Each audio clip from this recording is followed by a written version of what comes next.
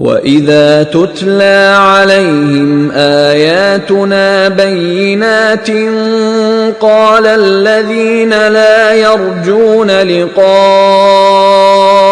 ائْتِ بِقُرْآنٍ غَيْرِ هَذَا أَوْ بَدِّلْهُ قُلْ مَا يَكُونُ لِي أَنْ أُبَدِّلَهُ مِنْ تِلْقَاءِ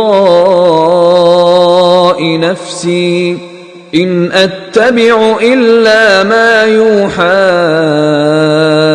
إِلَيَّ إِنِّي أَخَافُ إِنْ عَصَيْتُ رَبِّي عَذَابَ يَوْمٍ عَظِيمٍ۔ اور جب ان کو ہماری آیتیں پڑھ کر سنائی جاتی ہیں تو جن لوگوں کو ہم سے ملنے کی امید نہیں وہ کہتے ہیں کہ یا تو اس کے سوا کوئی اور قرآن بنا لاؤ یا اس کو بدل دو۔ کہہ دو کہ مجھ کو اختیار نہیں ہے کہ اسے اپنی طرف سے بدل دوں، میں تو اسی حکم کا تابع ہوں جو میری طرف آتا ہے۔ اگر میں اپنے پروردگار کی نافرمانی کروں تو مجھے بڑے سخت دن کے عذاب سے خوف آتا ہے۔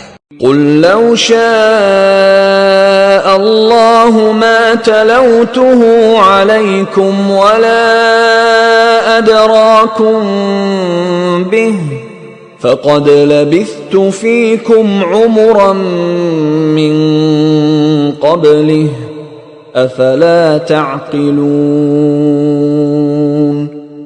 یہ بھی کہہ دو کہ اگر خدا چاہتا تو نہ تو میں ہی یہ کتاب تم کو پڑھ کر سناتا اور نہ وہی تمہیں اس سے واقف کرتا۔ میں اس سے پہلے تم میں ایک عمر رہا ہوں اور کبھی ایک کلمہ بھی اس طرح کا نہیں کہا، بھلا تم سمجھتے نہیں؟ فمن اظلم ممن افترى على الله كذبا او كذب بآياته انه لا يفلح المجرمون۔ تو اس سے بڑھ کر ظالم کون ہوگا جو خدا پر جھوٹ افطرا کرے اور اس کی آیتوں کو جھٹلائے؟ بے شک گناہ گار فلاح نہیں پائیں گے۔ وَيَعْبُدُونَ مِن دُونِ اللَّهِ مَا لَا يَضُرُّهُمْ وَلَا يَنفَعُهُمْ وَيَقُولُونَ هَؤُلَاءِ شُفَعَاؤُنَا عِندَ اللَّهِ قُلْ أَتُنَبِّئُونَ اللَّهَ بِمَا لَا يَعْلَمُ فِي السَّمَاوَاتِ وَلَا فِي الْأَرْضِ سُبْحَانَهُ وَتَعَالَى عَمَّا يُشْرِكُونَ۔ اور یہ لوگ خدا کے سوا ایسی چیزوں کی پرستش کرتے ہیں جو نہ ان کا کچھ بگاڑ سکتی ہیں اور نہ کچھ بھلا ہی کر سکتی ہیں، اور کہتے ہیں کہ یہ خدا کے پاس ہماری سفارش کرنے والے ہیں۔ کہہ دو کیا تم خدا کو ایسی چیز بتاتے ہو جس کا وجود اسے نہ آسمانوں میں معلوم ہوتا ہے اور نہ زمین میں؟ وہ پاک ہے اور اس کی شان ان کے شرک کرنے سے بہت بلند ہے۔